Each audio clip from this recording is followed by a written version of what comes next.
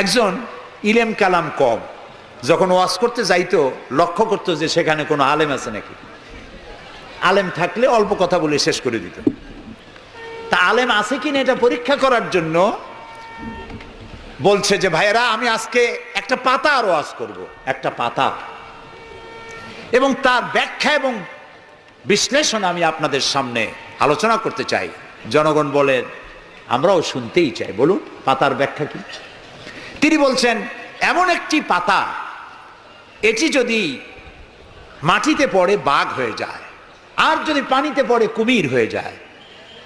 একজন দাঁড়ায় বলল, হুজুর বুঝলাম এই পাতার ফজিলত এমন, মাটিতে পড়লে বাঘ হয়, পানিতে পড়লে কুমির হয়, কিন্তু পাতাটি যদি অর্ধেক মাটিতে অর্ধেক পানিতে পড়ে তাহলে কি হবে?